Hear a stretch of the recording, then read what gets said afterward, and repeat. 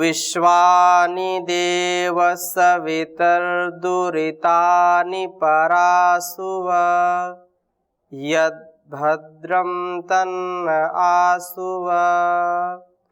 ओम शांति शांति शांति। दिव्य जीवन के इस कार्यक्रम में पुनः आप सबका हार्दिक स्वागत है, अभिनंदन है। हमारे जीवन का जो लक्ष्य है उसके प्रति सजग होकर के सतत आगे बढ़ते रहें और सभी चाहते हैं अपने जीवन की सद्गति, उन्नति, उत्कर्ष, उत्थान सभी चाहते हैं। सभी स्वतंत्रता से जीवन को जीना चाहते हैं, सभी सुखमय, आनंदमय, शांतिमय जीवन जीना चाहते हैं। चाहे पशु ही क्यों ना हो, वो भी कभी भी दुख नहीं चाहते हैं।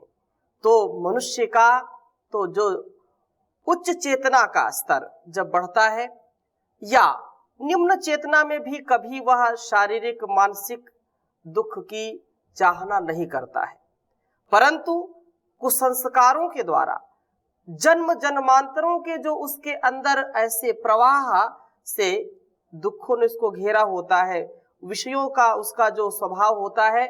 पिछली कक्षा में लगातार हमने इन बातों पर परम पूज्य गुरु जी का मार्गदर्शन लिया और उसको कैसे दूर करें इसके विषय में भी बहुत सारी चर्चाएं हुई थी। आज उसी प्रसंग को पुनः हम सबका परम सौभाग्य है कि परम पूज्य गुरु जी का सानिध्य हमको मिल रहा है। आप सबकी ओर से और मेरी ओर से भी परम पूज्य गुरु जी को इस कार्यक्रम में पुनः बहुत बहुत अभिनंदन, स्वागत के साथ, वंदन के साथ। गुरु जी, पिछली कक्षा में जो सतत ज्ञान का प्रवाह आप श्री के मुखार बिंदु से ज्ञान गंगा से हम ओतप्रोत हो रहे हैं, अभिषिक्त हो रहे हैं, योगमय जीवन और भोगमय जीवन, इसके विषय में चर्चा चल रही थी और बहुत ही गूढ़ जो बातें थी, बहुत ही सहज सरल और अनुभव के स्तर पर आप श्री के मार्गदर्शन से हम अभिषिक्त हुए थे। पुनः उसी प्रसंग को आप श्री से निवेदन है कि आगे बढ़ाएं ताकि उससे हम और ऊर्जा को प्राप्त कर सकें।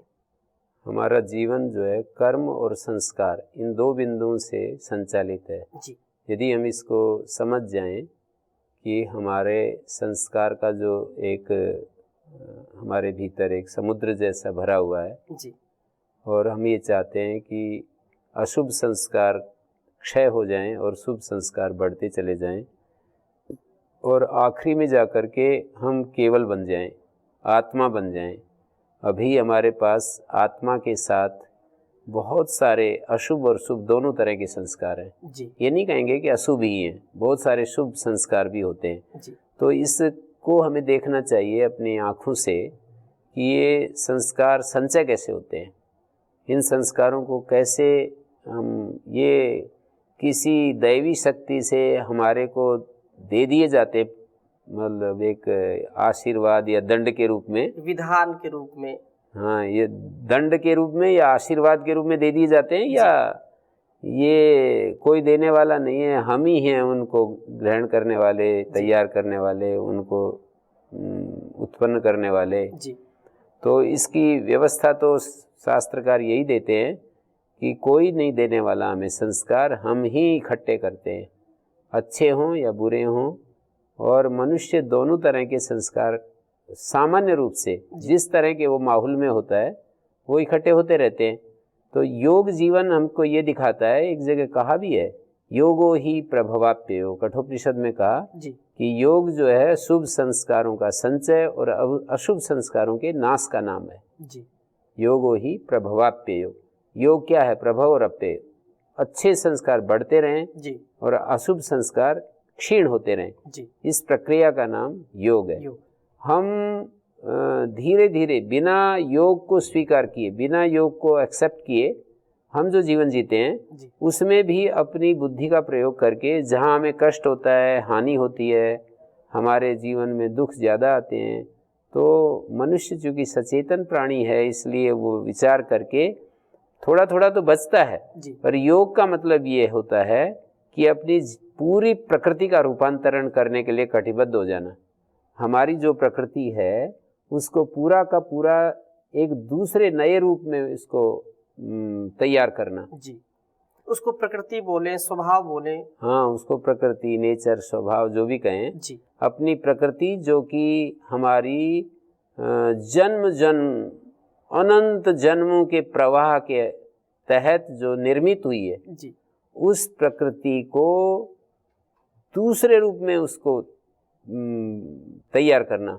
ये बहुत कठिन कार्य है गुरुजी। उस पहले वाली प्रकृति को चेंज कर देना बिल्कुल एकदम से। जी जी, वो जैसे एक चीजें तो वही होती हैं, वही मन, बुद्धि, इंद्रियां, शरीर आदि, पर जैसे कि एक घर ऐसा बना हुआ टेढ़ा मेढ़ा बना हो और बहुत ही वो उस ऐसी एक व्यवस्था हो कि उसी को ढा करके हम एक नया भवन बना दें। जी, तो इस तरह का काम है ये प्रकृति को रूपांतरित करने का काम।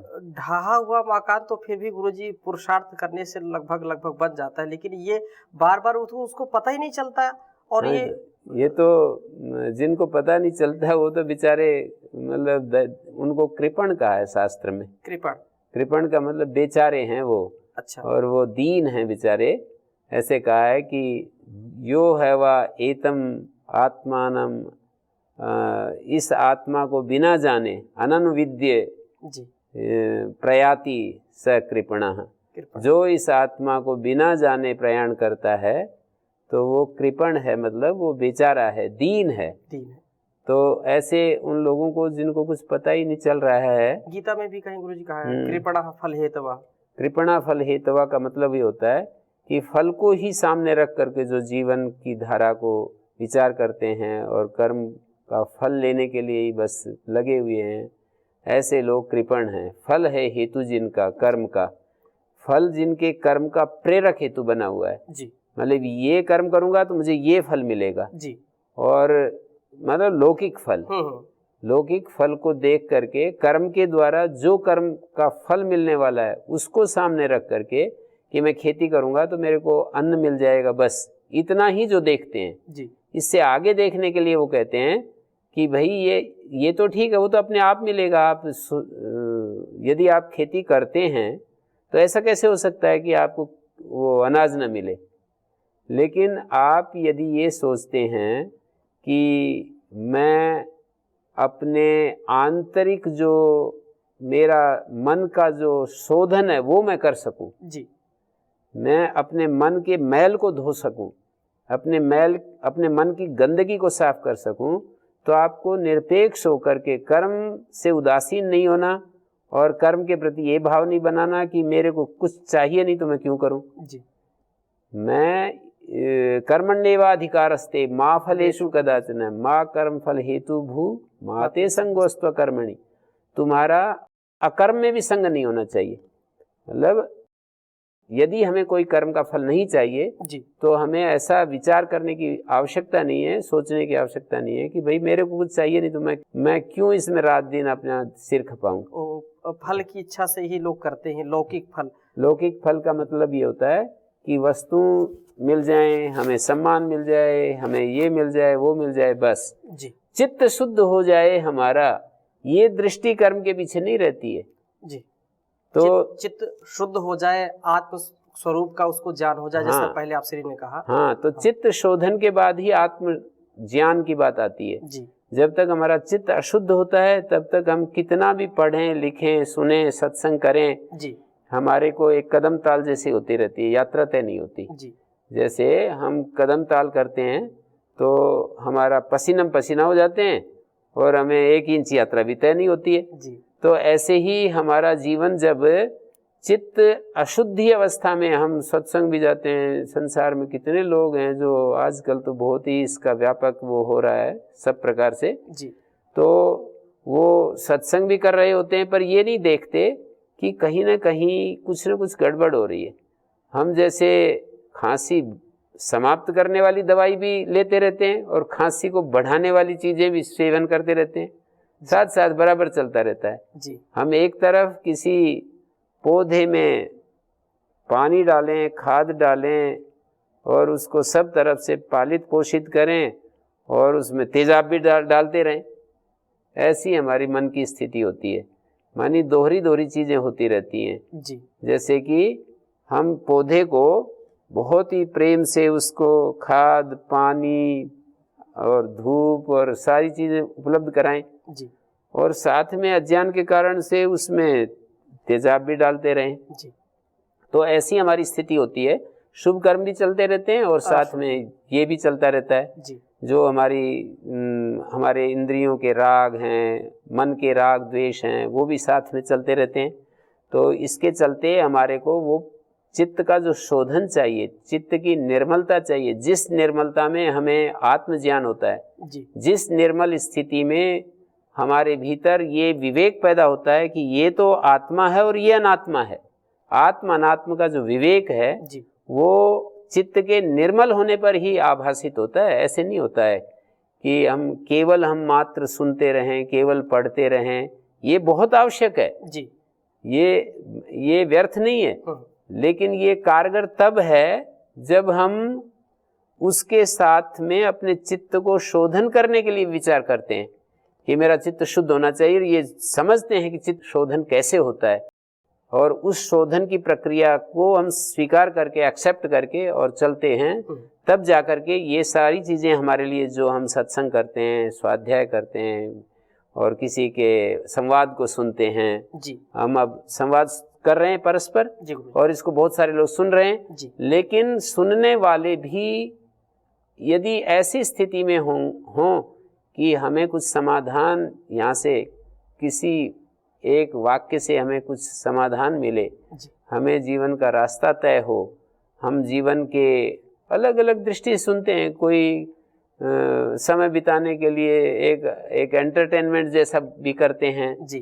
तो ऐसे कोई भी उद्देश्य, समय पास करने के लिए सुनना, कुछ लोग इसलिए सुनते हैं कि चलो इनसे कोई अच्छी बात मिलेगी तो हम भी दूसरों को सुनाएंगे जी। तो उससे भी कोई बहुत लाभ नहीं मिलता है।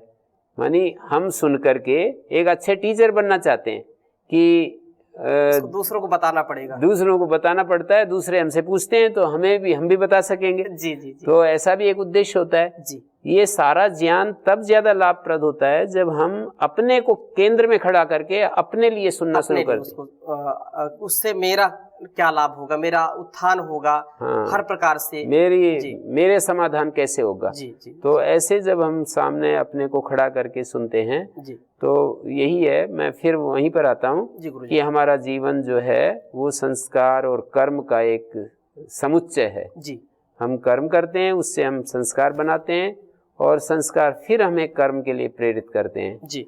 संस्कार और कर्म, इसको व्यास देव जी महाराज ने, योग दर्शन के जो भाष्यकार हैं, उन्होंने ये कहा है, वृत्ति भी संस्कार, संस्कारैश्च वृत्तया, वृत्तियों से संस्कार और संस्कार से वृत्तियां। वृत्ति का मतलब हमारे चित्त में जो ये ज्ञान रूप व्यापार उदय होता है। जी। जी। हम चीजों को देखते हैं, उन चीजों को हम सुख, दुख, मोह के साथ देखते हैं या चीजों को एज इट इज देखते हैं, चीजों को जैसी हैं वैसा देखते हैं, या अपने बुद्धि का कुछ उसमें अंश डाल करके उसको देखते हैं। जी। माने ये चीज मेरे लिए बहुत सुखदायक है, ये चीज मेरे लिए बहुत ही ये दुखद है, या किसी मोह के कारण से हम उन चीजों को देखते हैं या उन चीजों को जैसी वो है वैसा देखते हैं, उनका जैसा स्वरूप है ठीक ठीक वैसा ही हम समझ रहे हैं कि उसमें राग द्वेष आदि कुछ मिला करके देख रहे हैं। जी। जी। ये यदि हम देखें, यदि इसको हम अपने सामने रखें तो हमारे को एक दिशा मिलती है कि यदि हमारा राग द्वेष है तो हम उसको फिर ठीक करते हैं। जी गुरुजी। कि भाई ये तो ठीक नहीं है, इससे तो कोई हमारे लिए आध्यात्मिक उन्नति नहीं हो पाएगी। जी। हम अच्छे वक्ता बन सकते हैं, जो व्यक्ति बहुत सुनते हैं जी, वो फिर दूसरों को भी सुनाने में बहुत समर्थ होते हैं जी। वो दूसरों को भी समाधान करने में, बातचीत के लेवल पर, ये कहते हैं अच्छा श्रोता अच्छा वक्ता होता है। हाँ जी। तो इसलिए जो है, पर कुल मिलाकर के मैं यही कहना चाहता हूँ कि योग जीवन पर चलने का मतलब ये होता है कि हम अपनी समस्याओं का समाधान खोजें जी। पुस्तक पढ़ें, सुनने, ये बहुत आवश्यक है, लेकिन उसमें समाधान अपने लिए, अपने को बीच में खड़ा करके यदि हम देखें जी तो वो बहुत ही अच्छा होता है। हम कोई विचार अपनी लेखनी से लिखते हैं या कुछ बोलते हैं जी तो वो सबसे अच्छा वो विचार होता है जो हमें दूसरों के लिए भी जी गुरु वो विचार अच्छा होता है जो अपने लिए सुखद प्रतीत होता है। जी मैंने किसी से सुना था कि ये जो गाना गाने वाले होते हैं, गायक होते हैं, जी जी तो वो एक भजन की बहुत सारी ट्यून निकालते रहते हैं। जी वो अभ्यास करते रहते हैं, रियाज करते रहते हैं। तो किसी से पूछा कि आपको कैसे पता लगता है कि ये ट्यून जो है सबको पसंद आएगी? जी तो उन्होंने बहुत ही चमत्कारी उत्तर दिया। उन्होंने कहा कि हम अभ्यास करते रहते हैं, करते रहते हैं, करते रहते हैं, बहुत अभ्यास करना पड़ता है, अलग अलग एंगल से हम उसको जी उस गाने का अभ्यास करते हैं जी और फिर एक ऐसा ट्यून आती है कि जिसमें हम संतुष्ट हो जाते हैं। जी हम एकांत में कर रहे होते हैं ये कार्य जी और वो करते करते हमको ऐसा लगता है कि हमें वो बहुत ही पसंद आता है और बस हम वहीं पर स्टॉप हो जाते हैं जब मुझको वो पसंद आ रहा है तो इसका तात्पर्य ये कि दूसरों को वो भी दूसरों को भी पसंद आएगा। जी जी स्वांतः सुखाय सर्वांतः सुखाय बन जाता है। बहुत यानी बड़ी बात है जी जो चीज हमारे लिए सुखकारी होती है फिर वो समष्टि के लिए सुखकारी हो जाती है। और जिस कार्य के लिए व्यक्ति लगा है और उसको लंबे समय से वही कर रहा है तो फिर जब वो उसके मुख से निकली और उसको खुद अच्छी लग रही है तो जो लोग उस पे नहीं लगे तो उनको स्वाभाविक रूप से अच्छी लगेगी। हाँ, नहीं वो ये एक मन का एक समष्टिगत रूप भी होता है। जी गुरुजी। हमारा मन एक तो व्यष्टिगत है जी मानी एक एक छोटी छोटी ज्ञान का उसमें एक एक लव एक एक कण है जी और एक वही मन समष्टि मन के साथ भी संबद्ध है। जी मानी जैसे एक एक वन में जाकर के देखें एक वृक्ष होता है जी और उन वृक्षों के समुदाय को वन कहते हैं या एक समुद्र होता है उसमें एक एक पानी का बूंद होती है और उन बूंदों को इकट्ठा कर दें तो समुद्र होता है। जी ऐसे ही एक छोटा छोटा इकाई के रूप में हमारा मन होता है पर वो सारे मन के सारा जो समुद्र है उसके साथ भी हमारा वो एक छोटी इकाई कनेक्टेड रहती है। जी हमारा एक जो मन का छोटा सा हम हिस्सा यदि समझें उसको तो वो समस्त समष्टि मन के साथ भी वो कनेक्टेड है हमारा मन जी जी संपूर्ण उसके साथ भी जी। तो जब हम किसी चीज को महत्व देते हैं तो हमें अच्छा लगता है तो इसके लिए ये सूक्ति प्रवृत्त हुई है कि स्वांता सुखाय सर्वांता सुखाय हो जाता है। जो एक अंतःकरण में जो चीज सुखद प्रतीत हो रही है बहुत ही गहराई में जी ऊपर ऊपर नहीं जी गहराई में जो चीज सुखद प्रतीत हो रही है वो समस्त समग्र सृष्टि के लिए भी वो उपयोगी होती है और सबको सुख से भर देने वाली होती है जी। तो हमारे को जब हम कहते हैं कि मुझे योग जीवन पर चलना है तो पहली बात ये हमें देखनी होती है कि ये योग जीवन का मतलब क्या है। योग जीवन का मतलब यही होता है अपनी प्रकृति को समझना जी। अपने संस्कारों को समझना और उस जो चीज़ मुझे जो समझ में आ रही है कि ये चीज़ें व्यर्थ हैं उन व्यर्थ चीज़ों के लिए विमुख हो जाना जी। और जिस चीज़ को हम पाना चाहते हैं जिसको हम शांति भी कह सकते हैं स्वाधीनता कह सकते हैं जिसको हम स्वराज्य प्राप्ति कहते हैं जी। आंतरिक स्वराज्य प्राप्ति एक तो बाहर की स्वराज्य प्राप्ति होती है एक आंतरिक स्वराज्य प्राप्ति होती है जिसको हम स्वराज्य प्राप्ति कहते हैं। स्वराज्यम प्राप्नोति ऐसा आता है शास्त्र में जी। जो साधक होता है वो स्वराट बन जाता है वो अपने ऊपर उसका पूरा शासन होता है अपने मन बुद्धि इंद्रियों के ऊपर वो कोई भी ऐसी चीज़ उसके मन में बुद्धि में इंद्रियों में नहीं आती है जो कि वो नापसंद करता है। स्वराट हो जाता है वो मनसस्पति हो जाता है वाक्पति हो जाता है चक्षुष्पति हो जाता है वो श्रोत्रपति हो जाता है और वो ऐसा बताया वहाँ पर जी। तो ऐसा जो हमारा जो इस तरह से जो हमारा ये व्यक्तित्व है अपने ऊपर हमारा ही अधिकार हो जाता है। जैसे बोलते हैं ना मुझे ऐसा बना दो कि मेरी इंद्रियों पर मेरा ही अधिकार हो जाए। अभी हमारी इंद्रियों पर इंद्रियां हमारी हैं अधिकार किसी दूसरे का है तरह तरह के विषयों का हमारे मन बुद्धि पर अधिकार होता है और चीज़ें हमको पकड़े रहती हैं जी। तो योग मार्ग का मतलब ये होता है कि आदमी मनुष्य इस चीज़ को समझे कि वो अपनी इंद्रियों का और अपने मन का, अपने शरीर का, अपनी वाणी का, कर्मेंद्रिय, ज्ञानेंद्रिय, मन, प्राण, इन सब का वो स्वामी होकर के जीना चाहता है जी।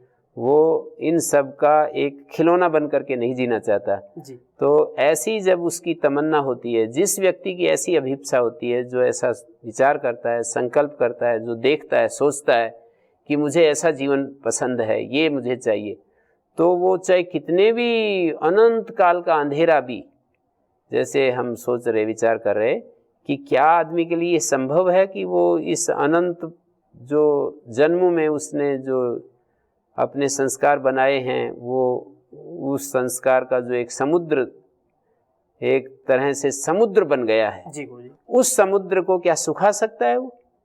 तो मुझे ऐसा लगता है कि ये बाहर का समुद्र तो केवल प्रतीक है। हाँ। ये तो किया नहीं किया है, ये तो मतलब वो जाने जो इस उदाहरण को देते हैं जी।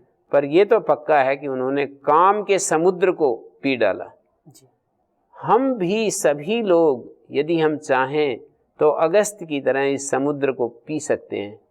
कामना रूपी समुद्र है जो हमारे हैं, जो संस्कार हमारे जन्म जन्मांतर के जो संस्कार हैं जी। और उन संस्कारों से दोबारा दोबारा अनेक कामनाएं उठती रहती हैं जी। इच्छाएं जन्म लेती रहती हैं और वो फिर हमारे को उसी तरह के कर्म में प्रेरित करती हैं। मानी जिस तरह के हमने अनुभव किए हैं, एक प्रक्रिया है, एक बिल्कुल एक सुनिश्चित एक मानी गणित की भाषा में कहें तो एक सुनिश्चित प्रणाली है ये जी। कि जैसे हमारे अनुभव वैसे हमारे संस्कार, जैसे हमारे संस्कार वैसी हमारी स्मृतियाँ, जैसी वृत्तियाँ, जैसी हमारी स्मृति और वृत्ति वैसे हमारे कर्म, जैसे हमारे कर्म वैसे हमारे को फिर फल मिलेगा, सुख दुख आदि। तो हमारा जो हमारे पूर्व अनुभव हैं उनसे जो हमारे संस्कार बने, उन संस्कारों के चलते हम फिर वैसा ही तो करेंगे जैसे हमारे पास वो है, आधार है। जैसे कोई आदमी हिंदी जानता है तो हिंदी में बोलता है, संस्कृत जानता है, संस्कृत में बोलता है, अंग्रेजी जानता है, अंग्रेजी में बोलता है, उसके पास जो आधार होता है उसी का तो प्रयोग करता है जी। जो चीज़ है ही नहीं उसके पास, उसका प्रयोग कैसे करेगा? तो हम जो हमारे पास इस तरह के संस्कार होते हैं, उन संस्कारों के रहते हुए हम वैसा वैसा आचरण करते हैं। हम योग मार्ग के द्वारा उन संस्कारों को समाप्त करना चाहते हैं जो हमारे जीवन के लिए नीचे ले जाते हैं, जो हमारे जीवन को दुख से भरते हैं, जो हमारे जीवन को अविवेक से और जड़ता से और पराधीनता से युक्त करते हैं। उन संस्कारों को हम हटाना चाहते हैं और उस हटाने की प्रक्रिया यही है। पहला कदम ये है कि हम ये देख पाएं कि ये दुख है मेरे जीवन में जी। दुख के प्रभाव का अनुभव कर सकें। जब जैसे उसको हटाने का वो हमारे लिए सुखदायक है, दुखदायक है, कल्याणकारी या कल्याणकारी, इसका निर्णय जब तक नहीं होगा तब तक उसको हटाने का प्रयास भी हम नहीं करते हैं। मानी जैसे सुख का एक प्रभाव है ना हमारे मन के ऊपर बहुत गहरा जी जी, सुख का जैसे प्रभाव है वैसे दुख का यदि प्रभाव हो जाए जी, कि हमारा जीवन जो है दुख को पसंद नहीं करता, ये तो स्पष्ट है कि कोई भी दुख नहीं चाहता जी, लेकिन उसका प्रभाव नहीं। हम ये सोचते रहते हैं कि ये दुख आ ही जाते हैं, चलो ये भी चला जाएगा, और वेट करते रहते हैं सुख की जी, कि चलो अच्छे दिन भी आएंगे और कब तक बुरे दिनों में जीते रहेंगे। ऐसे जैसे हम इस भाषा में हम सोचते रहते हैं जी, कभी तो हमारे भी अच्छे दिन आएंगे। और वो जो इस कारण की खोज नहीं करते कि ये दुख आता क्यों है जी, दुख के कारण, दुख को हटाने के लिए तो कोशिश करते हैं पर दुख के कारण को हम नहीं खोज करते कि दुख का कारण क्या है। दुख के कारण को खोज लेते हैं, वही उसका सही निवारण कर सकते हैं जी। दुख को कारण खोजे बिना और जितने भी उपचार होते हैं वो ऐसे होते हैं जैसे कि पत्तों पे रोग दिखाई देता है और रोग जड़ में होता है और पत्तों का इलाज चल रहा होता है जी। और दुख के कारण को खोजना ये होता है कि रोग की जड़ कहाँ है जहाँ से दुख चल रहा है जी। और जैसे कहते भी हैं, ये हमारे स्वामी जी कहते रहते हैं कि जो एलोपैथी चिकित्सा ऐसा है कि जैसे कोई चिन्ह दिखाई देते हैं रोग के, तो उस पर हम काम शुरू कर देते हैं, उसके बैक्टीरिया को मारते हैं और उसके सिम्टम्स को समाप्त करते हैं। आयुर्वेद चिकित्सा ऐसी है कि उसके मूल में, उसके कारण पर जाती है। तो वैदिक ऋषि जो योग की बात करते हैं, वो हमारे दुख का मूल कारण क्या है? मूल कारण है इंद्रिय सुखों की आसक्ति, मूल कारण है ये जो विकार जो जीवन है, मूल कारण है पराधीनता को पसंद करना। इन सब चीजों को यदि हम देखते हैं, मूल कारण है विपर्यस्त दृष्टि, चीजें कुछ हैं दिखाई कुछ देती हैं। तो इस मूल कारण को यदि हम पकड़ेंगे तो योग मार्ग से ही ये हो सकता है। तो परम पूज्य गुरु जी ने बहुत सारी बातें बताई, और दुख को हम समझना, उसको जानना और उसका प्रभाव क्या हमारे ऊपर पड़ रहा है, जो क्षणिक सुख की कामना है और बड़ा दुख मिलता है, उसके प्रभाव को हम समझें। जैसे क्षणिक सुखों का प्रभाव हमको ज्यादा आकर्षक लगता है, और क्षणिक दुख हम लगता है कि क्षणिक दुख है, फिर कभी सुख आएगा, फिर कभी सुख आएगा, और हम उस अनंत दुख से बच नहीं पाते हैं। तो परम पूज्य गुरु जी ने कहा कि इसका कारण क्या है? इंद्रियों की जो सुख की कामना है, इंद्रियासक्ति है, उससे हम अपने आप को ऊपर उठाएं, योगमय जीवन जिएं, अनेक संदर्भों में अपने को फंसा करके न रखें। उन संदर्भों में जहां दुख मिलता है, सुख, सच्चा सुख क्या है, जीवन का आनंद किसमें है, दिव्य जीवन की प्राप्ति कैसे हो, ये बहुत अच्छा हमारे लिए ज्ञान का भंडार का कार्यक्रम ये चल रहा है। ज्ञान का ऐसा ही प्रवाह ये चलता रहेगा। अगली कक्षा में पुनः मिलते हैं। आप सभी की ओर से परम पूज्य गुरु जी के श्री चरणों में वंदन प्रणाम, और पुनः अगली कक्षा में नए विषयों के साथ आपसे पुनः मिलेंगे। ओम शांति शांति शांति।